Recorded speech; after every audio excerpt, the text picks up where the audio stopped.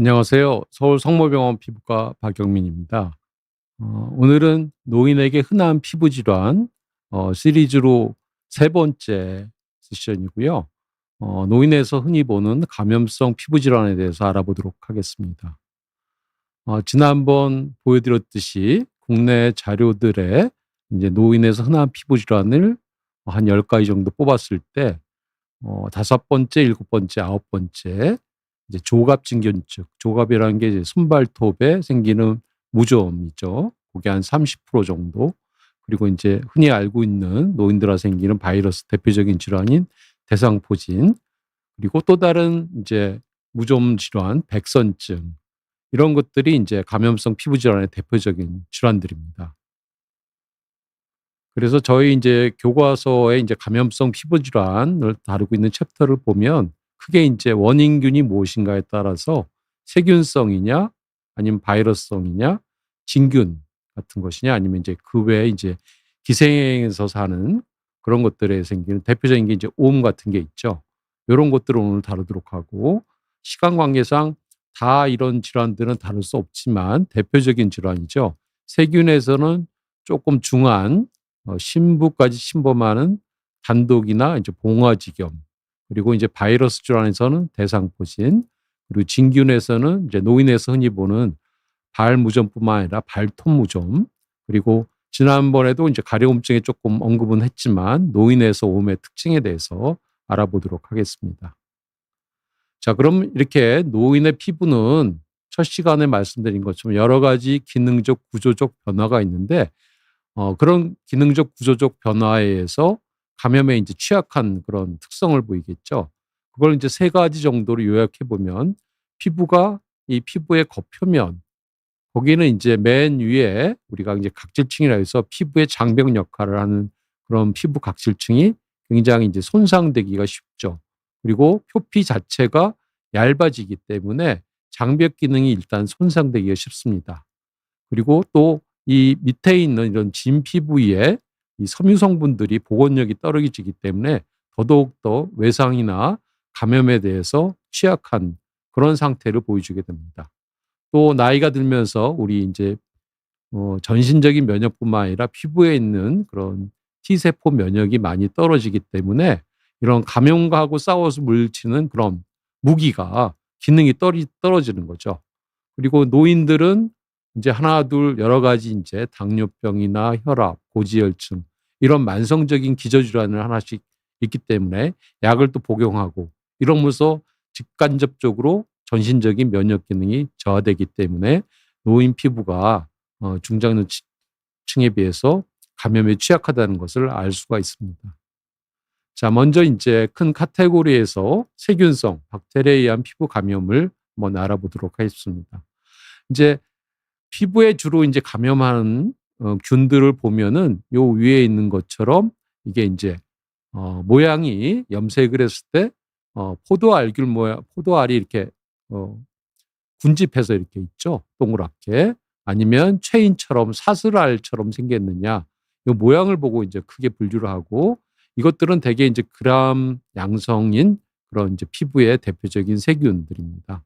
이런 세균들이 피부에 어떤 특별한 외상을 통하거나 아니면 이 모낭을 통해서 이제 감염이 되기 쉬운데, 요 위에 이제 표피에만 국한돼서 얇게 슈퍼피셜하게 오는 게 이제 흔히 우리가 알고 있는 그런 농가진 종류, 아니면 모낭을 따라서 이 모낭 안에 생기는 모낭염 아니면 모낭주의염, 이런 것들이 이제 가장 흔하게 보겠죠. 면도를 했을 때 이제 배거나 하는 그런 상처, 이런 것들이 이제 모낭염의 대표적인 그런 질환이겠습니다. 근데 이것들이 이제 깊게 들어갔을 때, 진피 내로 들어갔을 때는 종기나 좀 더 큰 종기들을 만들 수 있겠고, 이게 더 깊이 들어가서 피하지방층까지 침범하는 경우는 연부조직염, 우리가 이제 봉화지겸이라고 많이 얘기했던 그런 증상이 나올 수가 있겠습니다. 즉 균의 종류가 어떤 것이냐, 아니면 이 균이 침투하는 깊이가 어느 정도냐에 따라서 이런 임상적인 양상을 분류를 해볼 수가 있겠습니다. 자, 그러면 이제 좀 더 깊게 생겨서 좀 전신적인 증상이 생기거나 발열이 있고 또 치료를 좀 응급으로 다투는 그런 두 가지 질환에 대해서 알아보도록 하겠습니다. 자, 이 좌측에 있는 그림처럼 이분은 벌레 물린 부위를 버물리를 바르고 이제 가려워서 자꾸 이제 긁었죠.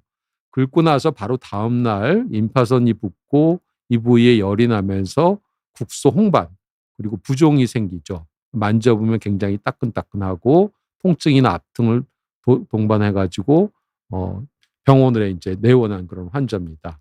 원인균은 좀 전에 말씀드린 그런 사슬알균이 대표적이고 간혹가다 포도알균도 단독 혹은 혼합 감염이 될 수 있습니다. 그리고 대개 환자한테 히스토리를 물어보면 이전에 어떤 간단한 감염 모낭염이 있었다든지 아니면 그 부위를 벌레 물리거나 아니면 외상을 해서 그런 부위에 균이 잘 들어오는 그런 상태에서 이런 것들을 손을 대가지고 생기는 경우가 대부분입니다.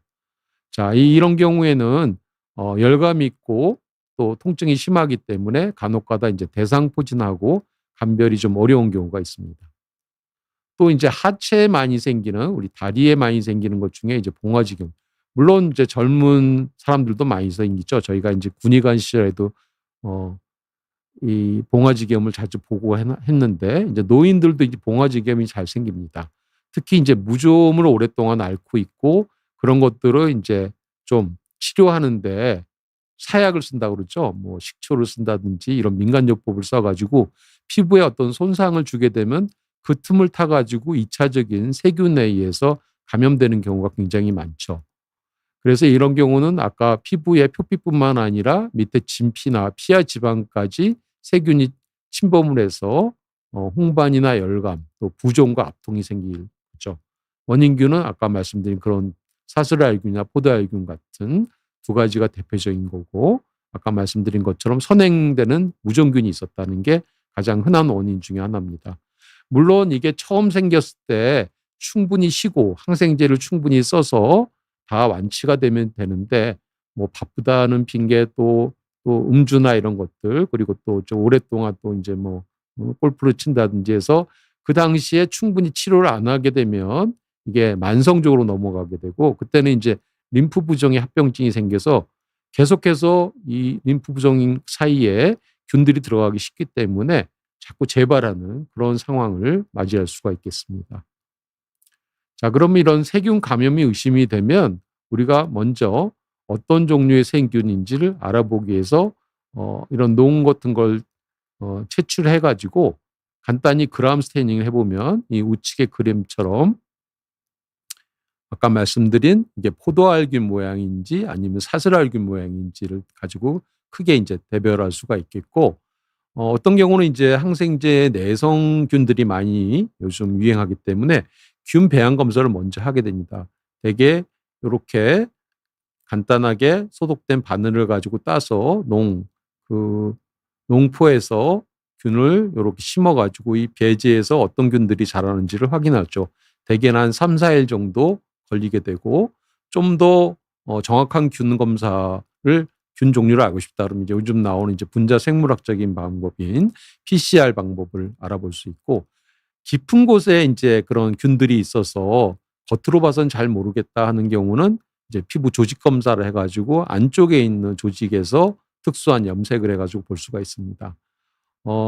지난해 제가 이제 이 감염증을 연속으로 때 강의도 해드렸는데 그때 이제 한 가지 소개를 해드린 게 이런 저희가 있는 그런 3차 병원, 대학병원에 오기 전에 이미 개인 병원에서 한 달 정도 항생제를 쓰고 했는데도 충분하게 쉬고 했는데도 잘 금방 좋아지지 않는 경우는 저희 병원에 왔을 때는 요 균 배양 검사를 할 때 세균에 대한 검사뿐만 아니라 드물긴 하지만 비정형 마이코박테리아 이게 이제 크게는 결핵균하고 이제 같은 속에 들어가는 거네. 이런 경우는 상당히 오랜 기간, 적어도 3개월, 6개월 이렇게 오랫동안 항생제를 써야 하기 때문에 미리 있는 균 배양 검사를 하게 되고 또 이 진균 중에도 뒤에 나오는 그냥 옅게 각질 세포가 아니라 깊게 있는 진균 감염들이 있을 수 있거든요. 그런 경우에 진균들이 과연 이런 세균에 2차적으로 있는지 해서 보통은 한 3종 세트로 배양 검사를 한꺼번에 나가는 것이 저희 병원의 이제 원칙으로 되어 있습니다. 자, 그러면 이런 세균 감염이 의심이 되면 이런 것들이 생기게 된 게 우선 이 환자분의 면역력이 떨어져 있다는 거죠.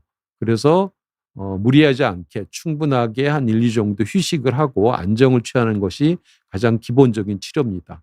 이게 되어야 이제 약을 먹어도 충분히 그런 약발이 받을 수가 있겠죠.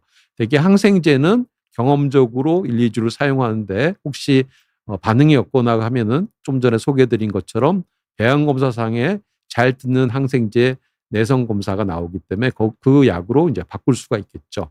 또 심하지 않고 위에 약하게 있는 경우는 항생제를 발라서 도포할 수 있습니다.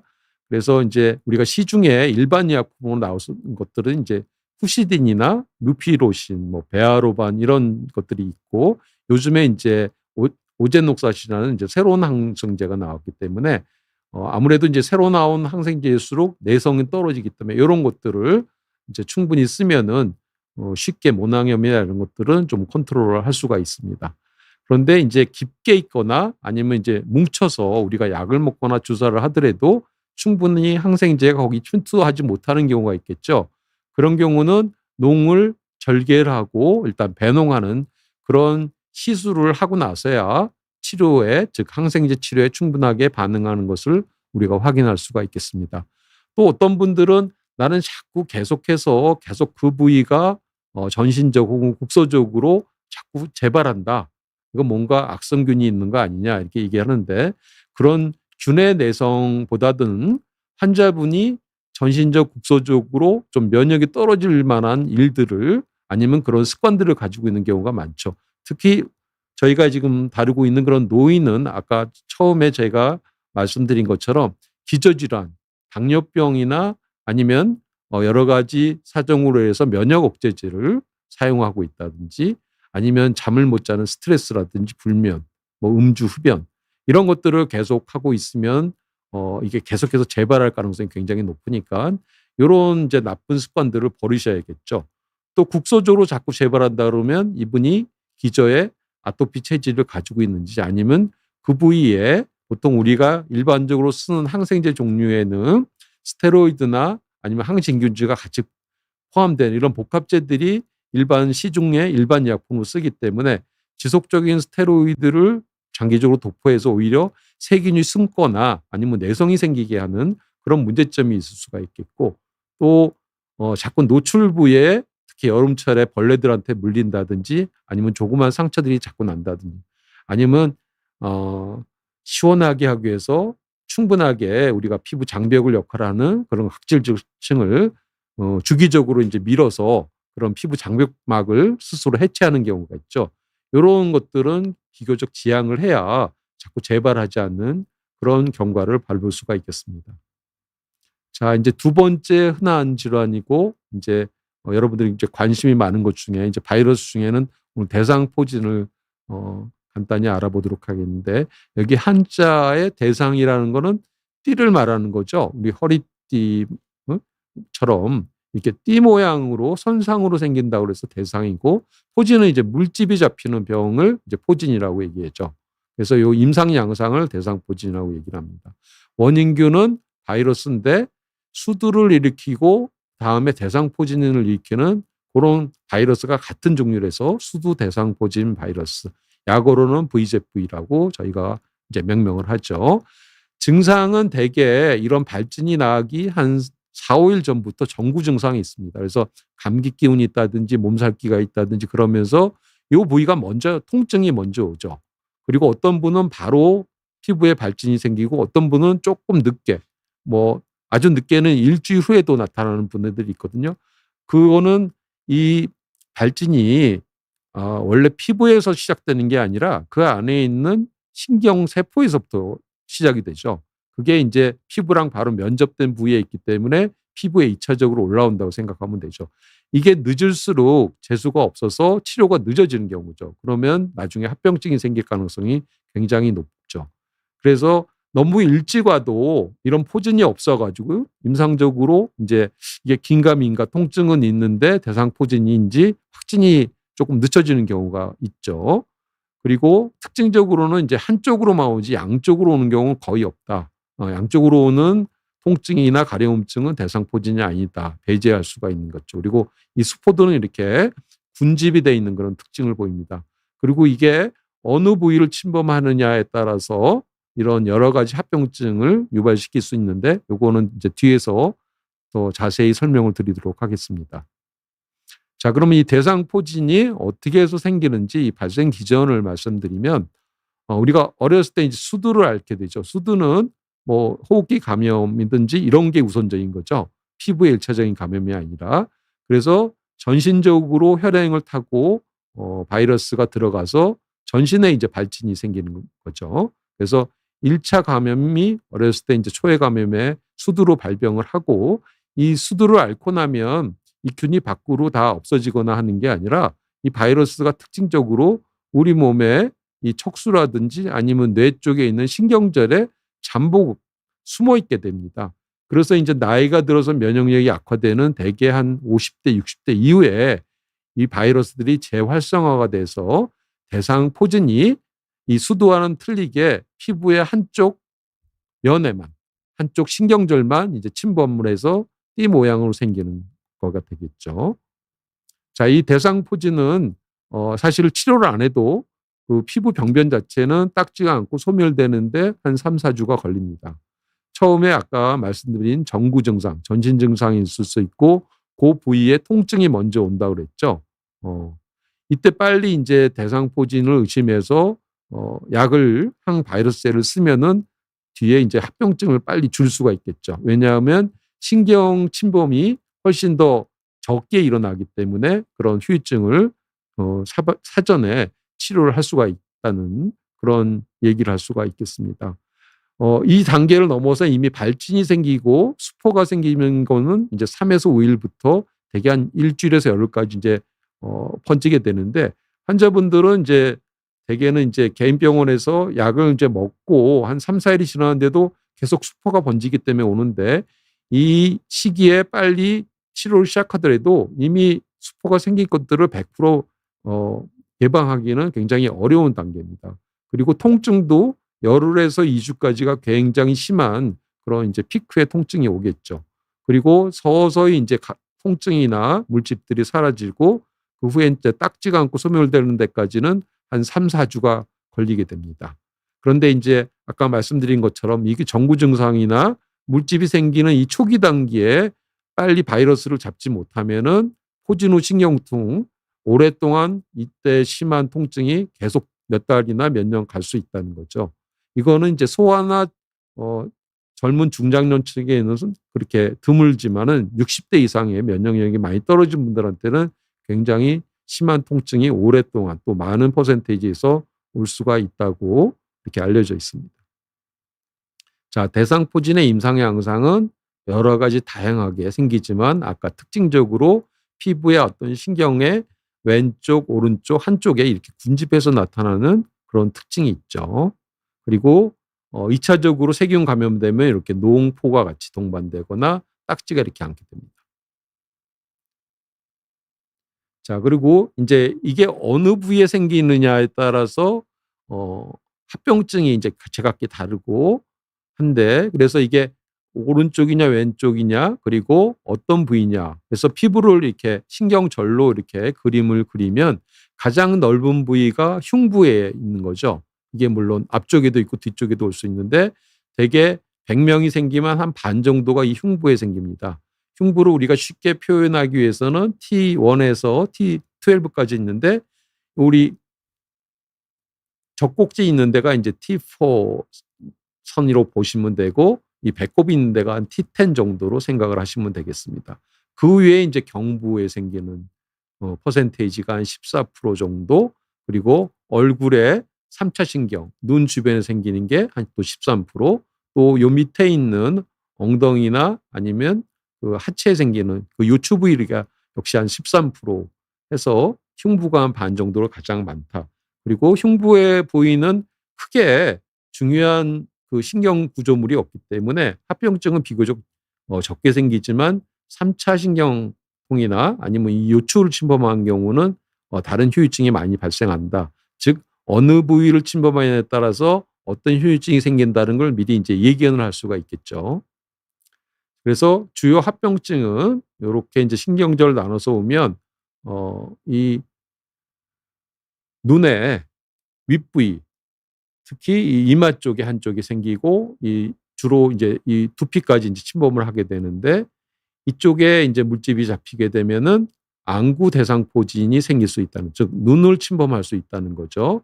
그래서 요 3차라는 게 세 가지 가닥이 있는데 그중에 맨 위에 있는 안신경을 침범하게 되면은 이런 여러 가지 눈에 이상이 올 수 있기 때문에 요런 포진이 있으면 빨리 이제 안과랑 협치를 해야 되겠죠. 그래서 각막을 침범했는지, 혹시 초기에 치료가 안 되고 이거를 이제 시기를 놓치게 되면 최악의 경우는 이제 실명하는 경우도 있기 때문에 빨리 이제 응급으로 안과적인 처치나 진료를 받으셔야겠죠. 그리고 이런 거가 의심되는 거는 우리가 임상적으로 요 환자분은 잘 발견이 안 되지만, 이 환자분은 코끝에 물집이 있죠. 요 코의 팁에 끝에 물집이 생기는 거를 이제 처음 이제 발견한 사람 이름을 따서 허치슨 증후군, 허치슨 사인이라고 얘기를 하는데, 이 허치슨 사인은 이런 안구 대상포진에 3차 신경을 침범할 가능성이 높다는 것을 빨리 나타내고 있습니다. 또 두 번째로 조금 이제 안 좋은 합병증은 람세이 헌트 증후군이라고 하는데, 이런 경우는 그 바로 밑에 있는 이제 7번, 8번 신경을 이제 뇌신경 중에 침범을 하는 경우, 이런 경우는 이제 안면마비가 오게 될 수 있죠. 그래서 이 환자분처럼 얼굴이 이제 돌아가게 되고 휘파람을 불거나 아니면 찡그리지를 못하게 되고 물을 먹어도 이제 줄줄줄 새는 그런 이제 증상이 나타납니다. 대개 이런 경우에 귀 외이도 주변에 물집이 많이 생기면 청력 저하가 생기거나 또 이명이 올 수 있기 때문에 이것도 이제 급하게 이비인후과에 치료를 받든지 진단을 받도록 하셔야겠고, 또 가슴 밑에 이 엉덩이 윗부위에 이제 물집들이 이렇게 군집돼서 생기는 경우는 신경원성 방광에서, 요게 이제 우리가 요의를 느끼면 방광에 소변을 어느 정도 차면은 이제 자동적으로 이제 배설감을 느끼게 되고 배설을 하게 되는데, 이제 이게 마비가 됨으로써 배뇨 이상이 생기거나 배뇨 곤란이 생기게 되죠. 그러니까 소변이나 대변 보는데 문제가 생길 수 있다 해서 요것들에 대한 처치를 빨리 시작하는 게 좋겠습니다. 자, 그럼 이런 대상포진은 진단을 어떻게 하느냐? 지금까지 설명드린 피부 소견이나 통증이나 이런 진행 경과를 보고 우리가 진단을 명확하게 할 수 있지만, 그렇지 않은 경우가 간혹 있습니다. 그거 이제 뒤에서 이제 설명을 드리겠고요. 그리고 이제 이게 과연 물집이 바이러스에 생긴지는 이제 바이러스 부위를 이렇게 따가지고 직접적으로 바이러스를 우리가 볼 수 있는 건 아니지만, 바이러스가 들어왔을 때 이제 면역 세포 중에 다핵 거대 세포가 이제 바이러스를 이제 감싸서 더 이상 퍼져나가는 걸 막게 해주는데, 그런 다핵 거대 세포를 우리가 이제 육안적으로 확인해서 아이에게 바이러스 감염이나를 알 수가 있겠습니다. 또 아까 말씀드린 PCR로 정확하게 어떤 바이러스인지를 우리가 확진하는데, PCR은 조금 시간이 걸리기 때문에 나중에 대상 포진인지 단순 포진인지 이런 것들을 이제 감별하는데 이제 최종적으로 우리가 증거로 사용할 수 있는 그런 방법으로 생각을 하시면 되겠습니다. 이 진단에서 간혹 이제 문제가 되는 거는 조스터자인의 헤르페스라고 해서 피부 병변이 대개는 통증이 있고 나서 며칠 후에 생기는데, 며칠이 아니라 한 달이 지나도 전혀 그 피부 병변이 전혀 없이 드물게 안에 신경에서만 증상이 있고 피부 병변이 없는 그런 경우를 이렇게 이제 명칭을 하는데, 이런 경우는 잘못해서 흉부에 생기는 경우는, 특히 좌측인 경우는 이제 심장병, 뭐 우리가 흔히 이제 MI라고 그러죠. 임파기 와가지고 심한 통증이 온 건지, 아니면은 이 맹장 부위에도 생기는 경우는 잘못해가지고 통증이 너무 심해가지고 맹장염이 터졌다고 생각해 수술을 하는 그런 이제 경우도 있거든요. 그래서 이제 이런 경우는 상당히 이제 조심스럽게 감별 진단이 필요하다고 생각이 듭니다. 또 이제 흔히 이제 임상적으로는 단순 포진하고 감별 진단이 가장 필요한데, 단순 포진은 사촌 간의 이제 헤르페스 바이러스의 감염인데 대개는 입술이나 이런 데 자주 생기죠. 그리고 모든 전 연령층에 생기지만 노인한테도 이렇게 생길 수가 있고 입술뿐만 아니라 눈이나 코나 뺨이나 손이나 다 생길 수는 있습니다. 근데 단순 포진은 사실 재발은 잘합니다. 그래서 면역이 좀 떨어지는 피곤하거나 하면 언제든지 이제 재발은 잘할 수 있지만 대상포진처럼 통증이 심하거나 넓은 부위를 많이 침범하거나 혈행을 타거나 그런 이제 합병증은 거의 없다는 것이죠. 자, 또 요즘은 이제 대상포진 예방접종을 뒤에 설명드리겠지만 예방접종 맞는 환자분들이 많기 때문에 이게 100% 예방이 되면은 대상포진이 안 생기겠죠. 하지만 한 50% 정도 면역이 남고 나머지 떨어졌다 하는 경우는 이게 정확하게 대상포진처럼 생기지 않고 단순 포진 모양으로 생기는 대상포진이 생길 수 있습니다. 이런 경우는 통증도 심하지 않고 또 증상도 심하지 않기 때문에 피부병변도 이게 대상포진이 단순 포진인지 실제로 아까 말한 PCR 같은 걸 사용하기 전에는 감별이 상당히 어려운 경우가 많이 종종 발생을 하고 있습니다. 자, 그러면 이런 대상포진이 치료는 어떻게 하는지. 치료의 목표는 빨리 바이러스를 잡아서 이 확산하고 확산이라는 건 이제 신경을 망가뜨리는 걸 빨리 조기에 발견해서 없애는 거죠. 그리고 또 2차적으로 세균 감염되는 것을 억제한, 즉 조기 진단과 치료를 하는 것이 가장 중요하겠죠. 거기에 따라서 통증을 빨리 경감시키고 후유증을 최소화할 수가 있겠습니다.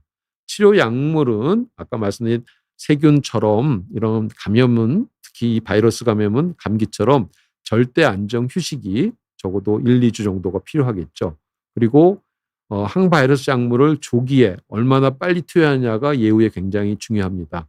과거에는 이제 알사이클롭이라는 약제가 제일 먼저 개발이 되는데 그때는 이게 경구로 먹으면 이게 흡수되는 비율이 굉장히 낮아서 그리고 이제 시간도 오래 못 가서 한 하루에 한 20알을 한 4-5번에 나눠서 먹었고 대부분은 이제 주사로 빨리 이렇게 맞는 것이 훨씬 효과적인데 그 이후로는 최근에 와서는 이런 경구용 약제가 훨씬 적은 약제를 오랫동안 먹을 수 있고 최근에 와서는 한 알로 이제 다 커버가 되는 약자들이 나왔습니다. 그리고 바이러스를 잡는 데는 한 5일 내지 일주일이면 충분히 잡을 수가 있기 때문에 조기 진단해서 빨리 경구 투여하는 즉 의심만 되더라도 이 치료 기간이 짧기 때문에 빨리 투여하는 것이 우선적인 치료라고 생각이 들고 이제 노인들 환자들한테는 신장 기능이 떨어지는 경우가 많은 경우가 있죠. 그래서 꼭 신기능 검사는 먼저 하고 그 신기능이 한 반 떨어져 있는지 아니면 그보다 한 10% 정도 떨어지느냐에 따라서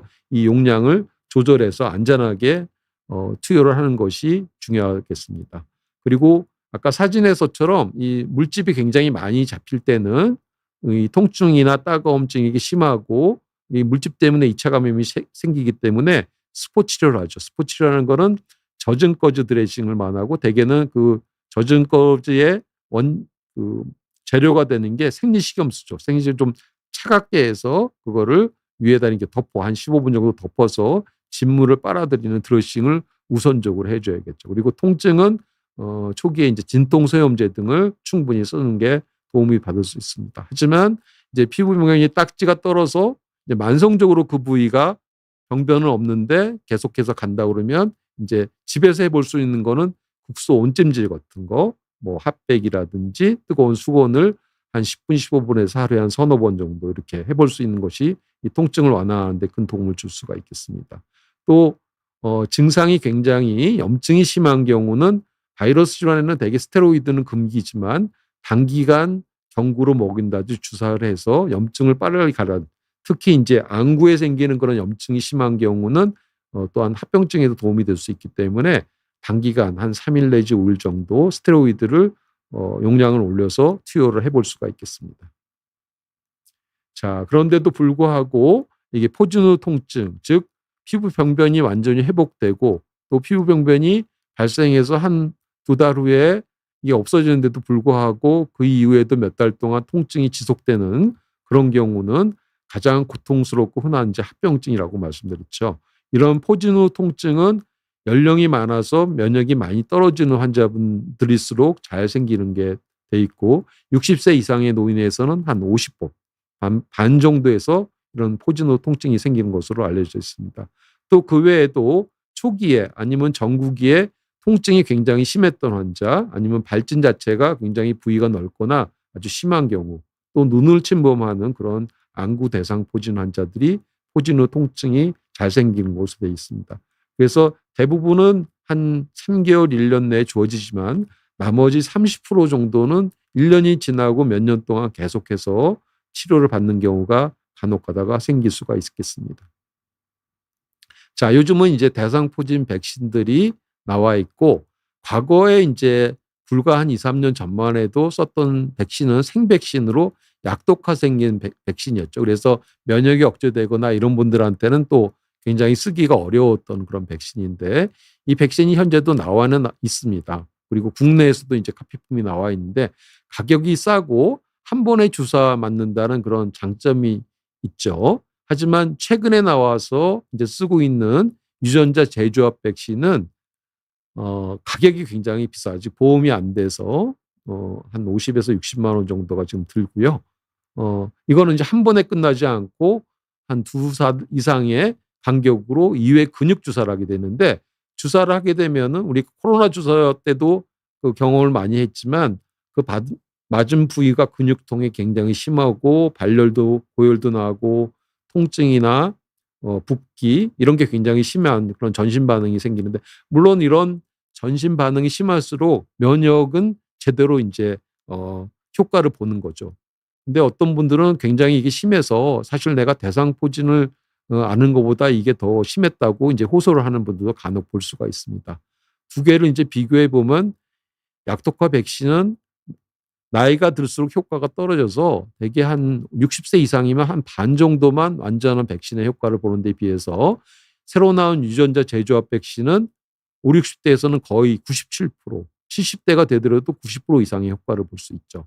또 아까 말씀드린 굉장히 심한 그런 합병증인 포진 후 동통 예방 효과도 여기는 3분의 2 정도, 67%에 비해서 이 유전자 재조합 백신은 예방 효과가 한 88% 정도.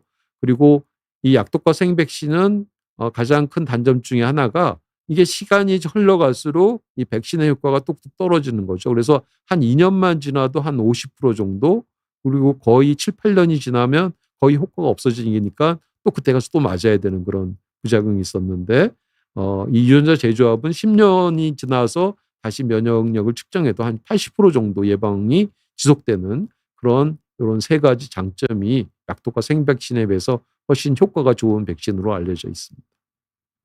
자, 다음은 이제 제일 흔한 피부 질환, 피부의 표재성 그 진균 감염인 피부 사상균, 일명 백선이죠. 백이라는 거는 이제 각질이 하얗게 이제 일어난다고 해서 이제 백선이라고 명명을 하고 있습니다.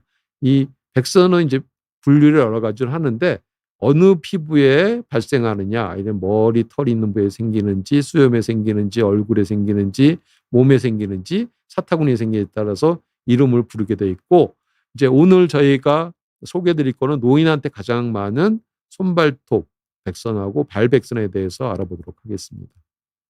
자, 발백선은 뭐 흔히 뭐 젊은 층이나 이런 데서 올 수 있는데, 대개 세 가지 형이 있습니다. 임상적으로. 가장 흔한 형 중에 하나가 네 번째 발가락, 다섯 번째 발가락 사이, 아니면 그 옆에 세 번째, 네 번째. 이게 우리가 해부학적으로 이게 붙어 있는 분들이 있죠. 아무래도 그러면 여기에 간차리, 마찰이 생기고 습해지기 때문에, 특히 여름철에 비가 온다든지 해서 장화를 이제 오래 신거나 하면은 그 부위에 이제 가려움증이 올 수 있고, 여기가 이제 갈라지거나 할 수가 있겠죠. 그래서 급성 염증 반응이 생기고, 이걸 긁거나 하면 세균이 2차 감염이 생길 수가 있고, 이런 경우도 이제 물집이 잡히거나 갈라지면 우선 생리식염수로 스포를 한다든지, 아니면 단기간 스테로이드나 항생제를 먹여서 이런 염증 반응을 우선 가라앉히게 되겠죠. 또 발바닥, 특히 엄지발가락이나 두 번째 발가락 사이에 이런 물집이나 농포가 잡히는 소수표형이 있습니다. 그런데 이제 사실 우리가 무좀이라고 생각을 못하는 경우, 그리고 증상이 거의 없어서 방치하는 경우는 세 번째 형인 각하형이죠. 나이가 드는 분들, 특히 여성분들은 이제 한 50대, 60대가 되면 이제 호르몬의 변화나 이런 것 때문에 대개는 이 갱년기 이후에 손발바닥이 두꺼워지죠. 대부분. 그런 거랑 이제 감별이 돼야 되는데, 이런 것들은 이제 각질이 옆으로 퍼지면서 이런 방향으로 이렇게 퍼지는 그런 양상을 볼 수 있죠. 이런 경우는 기본적으로 건조하고 항진균제 도포만으로는 안 되고 이 각질 자체를 조금씩 부드럽게 하거나 이제 용해되는 그런 살리시산이나 유리아 연고를 같이 써야만 충분히 이제 이전의 정상적인 발바닥의 피부로 돌아갈 수가 있습니다. 또 이걸 치료를 안 하면은 발바닥에서 위쪽으로 올라와 가지고 마치 이 원 모양의 이 뭐가 이제 좀이나 이제 벌레가 파먹은 듯한 그런 양상을 보이게 되면 우선 이게 발백선이 있는지 요런 부위나 발톱이나 이런 부위를 우리가 먼저 확인을 해 보셔야겠죠. 자, 그리고 인제 가장 인제 골치를 아프게 하는 거는 아까 요 좀 전에 본 이런 어 발바닥의 무좀을 방치하는 경우에 이 무좀균들이 인제 올라와서 발톱을 인제 침범하게 됩니다. 그래서 이런 발톱에 들어오게 되면은 우선 밑에 발톱 밑에 각질이 인제 두꺼워지고 2 차적으로 색깔이 변해서 노란 황색 혹은 황갈색 혹은 이제 백색으로 인제 변화하게 됐죠. 즉 손 발톱판이 색깔이 피부 색깔이 아니라 이렇게 색깔이 변화되는 그런 증상을 보이고 그다음에는 각질이 두꺼워지면서 손발톱이 이게 두꺼워지죠. 그리고 이게 손발톱이 떠서 그거 자체로도 인제 색깔이 하얗게 보이는 경우가 있고 결국은 인제 손발톱의 인제 변형, 모양 이상을 초래하게 돼서 전반적으로 이렇게 흉한 발톱을 나타내게 됩니다.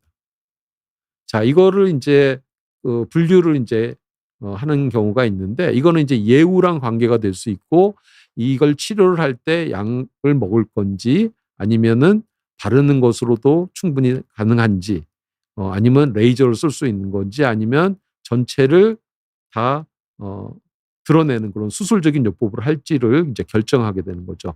그래서 한 크게 4 가지 타입인데 주로 생기는 부위가 이런 발톱판에 주변에 옆을 침범하는지 아니면 이 끝을 침범하는지 요거에 따라서 인제 나눌 수가 있겠고 두 번째는 인제 위쪽에 인제 이쪽 시작되는 발톱이 나오는 그 기시부에 인제 침범하는 경우죠. 이런 경우는 보기에는 상당히 좀 경증같이 보이지만 이 바로 밑에 우리가 이 발톱을 나게 하는 이 줄기세포가 있는 중요한 부위라서 이것도 치료를 인제 제대로 안 하면 나중에 발톱에 생긴 균은 제거를 할 수 있지만 나중에 모양 자체는 인제 돌아오지 않는 그런 인제 흉물이 날 수가 있겠죠. 그리고 이 겉에만 이렇게 하얗게 먹는 경우는 상당히 위층에 있기 때문에 바르는 제재로도 이제 치료가 가능한 그런 경우가 있습니다. 그리고 이런 것들이 인제 다 진행이 되면 결국 전체 발톱이 다 망가지고 이제 흉물스럽게 되는 거죠. 즉 치료를 해도 우리가 균은 잡을 수 있지만 이렇게 너무 늦게 치료하거나 하는 경우는 손발톱 변형 즉 흉터가 생기기 때문에 이거는 아무런 그런 약을 쓰더라도 정상으로 돌아오지 않는다는 것을 먼저 명심을 하시도록 하셔야 되겠습니다. 자, 그리고 발톱이 좀 지금 말씀드린 것처럼 모양이 이상하고 두꺼워지고 이러면 다 대부분은 그냥 '손발톱 무좀이다.' 해서 치료를 시작하게 되는데 어 많은 환자의 경우에 특히 이런 환자들 보면 이게 두꺼워지고 옆으로 휘게 되고 모양이 변형이 생기고 그리고 색깔도 이상하고 하지만 실제적으로는 이 지금 증례들은 모두 손발톱 모양이 이상이 있는 거지 이 안에 균이 나오지 않는 거죠. 그래서 아무리 오랫동안 진균 치료를 하더라도 균을 잡을 수도 없고 또 이 모양을 제대로 돌아갈 수 없는 그런 낭패를 볼 수가 있습니다. 그래서 반드시 치료 전에는 진균 검사부터 해서 이게 진짜 손발톱 무좀인지를 확인하는 것이 가장 중요하다고 생각이 듭니다. 그래서 치료 이전에는 진단을 명확히 하셔야 되고 또 이런 손발톱 감염이 이미 이렇게 진행이 된 경우는 대개 발에 무좀이 있거나 다른 부위에 또 2 차적으로 동반되는 진균 감염이 있는지 있으면 같이 치료를 해서 한 번에 다 치료하는 그런 목표를 잡고 확인하는 것이 가장 중요하겠습니다. 그래서 이 손발톱 이외에 그냥 피부에만 있는 경우는 대개 국소로 발라서 없앨 수가 있는데 손발톱에 있는 경우는 이게 딱딱한 하드 케라틴이기 때문에 흡수가 되는데 문제가 있겠죠. 그래서 이런 경우는 약을 먹어서 없애야 되는데 되게 이 손톱 특히 엄지손톱이 이렇게 처음부터 끝까지 나는 데까지가 한 6개월 그리고 엄지발톱이 나는 데까지가 한 1년 12개월 되기 때문에 이 항진균제를 적어도 3개월 내지 12개월 동안 먹어야 되는 장기적인 치료가 필요한 거죠. 근데 실제적으로 우리가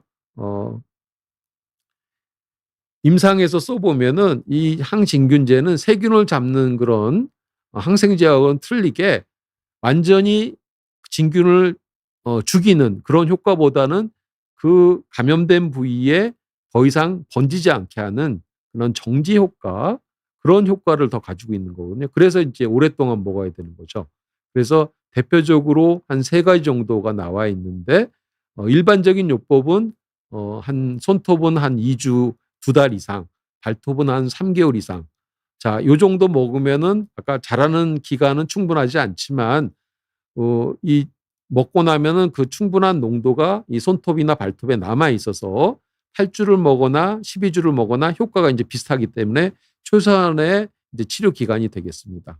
또 이렇게 매일 해서 이렇게 먹기가 지속적으로 먹기가 어려운 경우는 4주 중에 1주 동안 이제 집중해서 먹고 3주는 쉬게 하는 그런 주기요법을 택할 수도 있습니다. 효과는 이제 되게 비슷하죠. 그런데 이제 이런 항진균제는 결국 간이나 신장을 통해서 배설이 되기 때문에 간이나 신장에 문제가 있는 분들은 이런 경구 항진균제를 이렇게 장기간 먹을 수가 없겠죠. 독성이 있기 때문에. 그래서 이제 2차 약제로 진균제를 이제 도포하게 됐죠. 그래서 이제 시중에는 이런 시클로피록스나 아모르핀 종류의 이런 항진균제가 들어있는 네일 라카들이 나와 있죠. 이거는 이제 의사의 처방이 없이 살 수 있는 일반 약품이고 이제 가장 최근에 나와 있는 이제 에피코나졸 성분이 들어있는 거는 가격이 좀 비싸고 보험이 안 되지만 치료율이 이전에 나와 있던 것보다 훨씬 뛰어나기 때문에 이거를 한 1년 정도 바르면 요거 자체라도 이제 치료가 상당히 뛰어난 경우가 있고 또 경구 항진균제를 먹으면서 이걸 같이 쓰면은 항진균제를 먹는 것 단독 치료보다 더 좋은 효과를 볼 수 있기 때문에 두 가지를 이제 같이 치료하는 경우가 흔히 있습니다. 그런데 이런 하여튼 약을 바르거나 먹기가 어려운 경우는 그리고 한두 개만 있는 경우는 이제 손발톱을 제거하면 먹는 기간이나 바르는 기간을 훨씬 단축할 수 있다는 그런 장점이 있죠. 또 이런 수술요법도 굉장히 어렵고 한 경우는 이제 레이저 빔을 써서 그 부위를 이제 흔히 말하면 이 레이저 빔에 의해서 뜨겁게 해서 이제 이 균을 잡는 그런 레이저 치료도 우리가 시행을 해볼 수가 있겠습니다.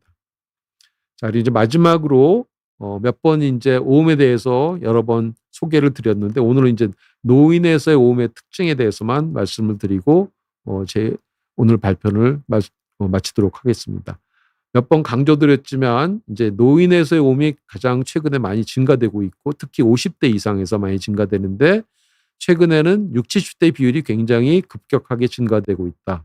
그런 말씀을 드렸고 이거는 최근에 이제 노인 인구가 늘면서 그와 동반돼서 요양시설이 이제 많이 자꾸 이제 생기고 이런 요양시설은 집단 시설이면서 거기에 이제 접촉자, 보호자라든지 아니면 이제 그 간병하는 사람들이 같이 지내기 때문에 서로 간에 이제 상호 감염이 될 가능성이 높다는 거죠. 그래서 이런 집단 생활의 요양시설의 증가와 함께 이게 생기고 그리고 노인에서의 특징인 면역력이나 피부 장벽이 약화돼서 이 오음이 발생되는 거죠. 그리고 이제 의료진들이 뭐 다 피부과 의사들이 아니기 때문에 이 오음에 대해서 충분한 교육이나 관심이 좀 부족하죠. 그리고 환자들이 대개 이제 이런 요양병원에 들어갈 정도면 이제 치매 환자들이 꽤 많고 그래서 이제 표현이 어렵기 때문에 진단이 굉장히 지연되는 경우가 많습니다. 그래서 여러 사람들한테 이제 퍼지고 나서야 겨우 이제 치료가 되는 경우가 많겠죠. 자, 그래서 노인 오음의 특징은 전형적인 오음 증상이 뚜렷하지 않게, 즉 가려움증이 없을 수도 있고, 그래서 조기 진단이 상당히 어렵다. 그리고 2차적인 세균 감염이 생기기 때문에 이게 세균 감염에 의한 질환인지가 우선 1차적으로 감별이 그렇게 쉬운 상태가 아니고 또 기저질환에 있고 기저질환이나 면역력 약화로 인해서 오음이 정상적인 사람에서 훨씬 심하게 우리가 이제 그런 오음들을 노로이지안 오음이라고 하는데 굉장히 심한 그런 각질들이 생길 수가 있죠. 또 아까 말씀드린 것처럼 인지기능 저하가 많이 생기기 때문에 환자가 가렵다 이런 것들을 제대로 표현을 못해서 치료 시기를 놓치는 경우도 꽤 많이 발견이 되고 있습니다. 자, 증상은 밤에 많이 가려운 게 특징이죠. 그리고 주변에 그런 사람들이 자꾸 생기는 그런 감염력이 중요하고, 전형적으로 이런 손목이나 손바닥을 보면 벌어오를 우리가 발견해서 이런 부위에서 이제 균 검사를 하면 성충을 발견하거나 아니면 그 에그 알이라든지 배설물들을 발견해서 확인할 수가 있는데, 이 확진도 충분하게 이런 정확한 굴 부위를 기술적으로 이렇게 채집을 하지 못하면 발견하지 못하는 경우가 꽤 많습니다. 그래서 아까 말씀드린 정황적인 증거가 요양병원에 뭐 접촉이 있었다든지 여러 사람이 가족들이 감염이 된다 하면 강력히 의심을 하고 치료를 시작하는 경우가 꽤 많이 있습니다. 자, 여기 보면 이렇게 굴을 파고 가는 거죠. 우리 뭐 옛날에 월남전에 베트공들이 이제 굴을 많이 파고 들어왔다는데, 그만큼 이 살아있는 베트공을 생포하듯이 이 굴 속에 있는 이 공균을 산채로 생포하기가 쉽지 않은 거죠. 자, 그래서 진단이 굉장히 어렵다 하는 점을 상기시켜 드리고요.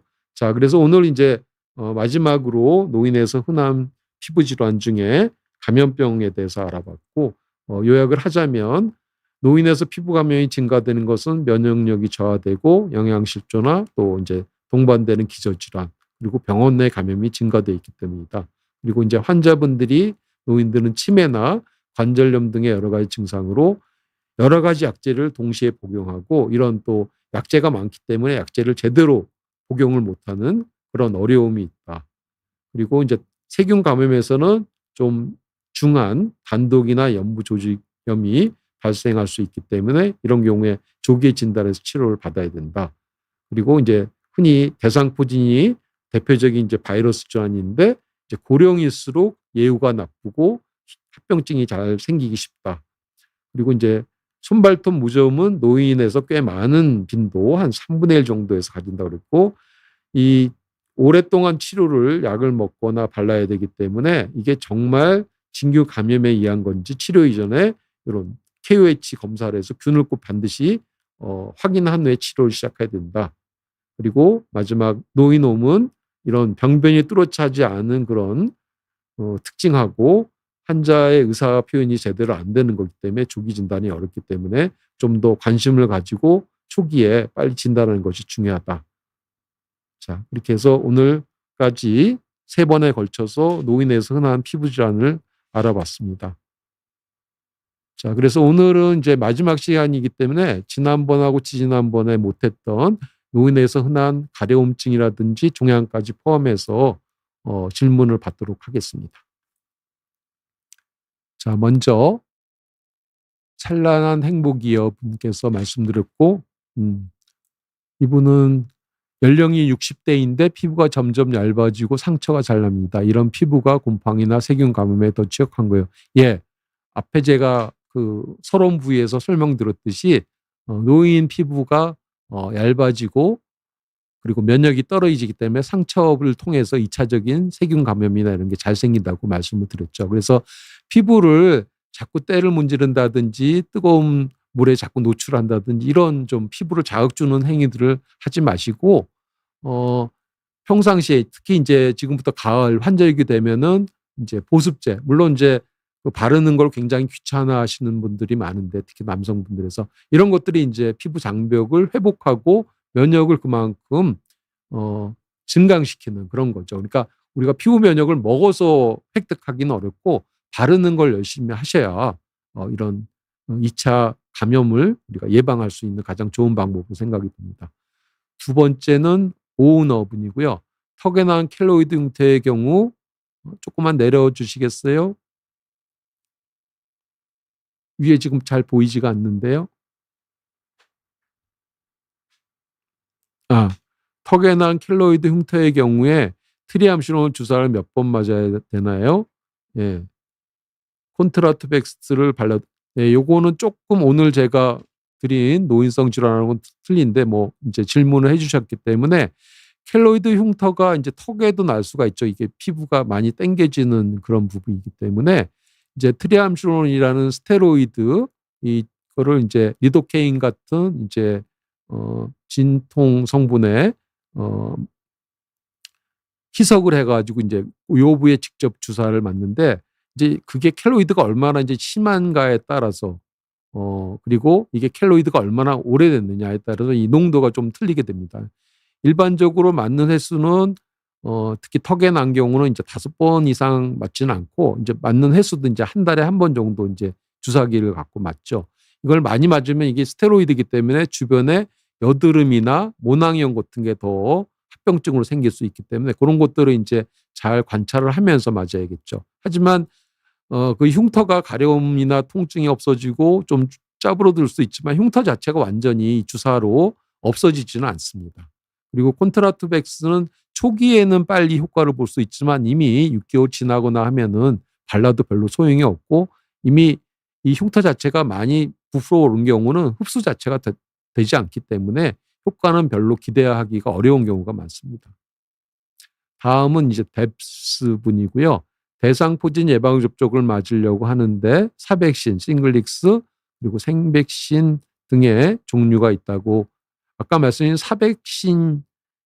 사백신이라는 거는 이제 죽은 백신을 얘기하시는데 조금 이제 아까 제조합 백신을 말씀드린 거고 약독화된 생백신이 이제 과거의 백신이죠. 그래서 요 싱글릭스라는 게 사백신이 아니라 제조합된 그런 기술에 의한 새로 나온 백신이고 이게 아까 말씀드린 고가죠. 하지만 아까 제가 비교를 했듯이 예방 효과는 훨씬 좋기 때문에 이 이전에 이미 약독화된 새 백신을 맞고 이미 효과가 떨어진 분들이라도 지금부터는 싱글릭스를 맞는 것이 오히려 효과 면에서는 훨씬 더 추천할 만한 거로 생각이 듭니다. 다음 이제 오너분이고요. 비타민 B가 피지 억제 여드름에 비타민 B가 아니라 이제 비타민 A 성분 종류죠. 레티노이드를 아마 잘못 얘기를 하신 것 같습니다. 이제 먹는 것도 있고 또 바르는 종류가 나와 있죠. 다음 응원합니다 분이고요. 저희 어머니는 손발톱에 곰팡이 유인이 있어서 발톱이 두꺼우셨다고 하시고 미용상 문제도 크지만 치료가 너무 오래 걸린다고 들었어요. 나이 많은 분들은 손발톱 무좀 치료가 더 어려운지 혹시 안전한 방법이 있는지 아까 제가 뒷부분에서 이제 손발톱 그 무좀에 대해서 말씀을 드렸고 노인한테 이게 잘 생길 수가 있는 거는 이제 다른 부위에 있어서 2차적으로 그거를 치료를 안 하고 있다가 자기 피부에서 옮길 수도 있고 또 이 손발톱이 자꾸 이제 부서지거나 아니면 이제 잘못 깎거나 해서 상처가 나는 그 틈을 통해서도 올 수 있고 또 사우나나 온천 이런 데를 자주 가시는 분들이 공용 목욕탕 같은데 특히 이런 무종균, 진균들이 많이 있을 수 있죠. 이제 그런 데를 많이 가시면은 아무래도 이런 것에 잘 생기거나 재발할 가능성이 높죠. 그리고 이제 상태가 이게 초기 병변이냐 그리고 이제 엄지가 제일 많은데 몇 개의 발톱을 침범을 하고 있느냐 그리고 아까 여러 가지 분류법이 있었죠. 그런 거에 잘 보고 우선 균 검사를 한 다음에 진짜 이게 무좀에 의한 건지 무좀균에 의한 건지를 확인한 다음에 이제 치료를 시작하는 것이 안전하고 앞으로 이제 치료를 한 적어도 3개월에서 1년 해야 되니까 진단이 가장 중요한 거로 생각이 듭니다. 네, 다른 질문도 지금 남아 있긴 한데요. 오늘 좀 시간이 다 돼서 다음 방송을 위해서 이거는 다음번에 또 시간이 되면은 저랑 같이 알아보도록 하겠습니다. 자, 수고들 많았습니다. 감사합니다.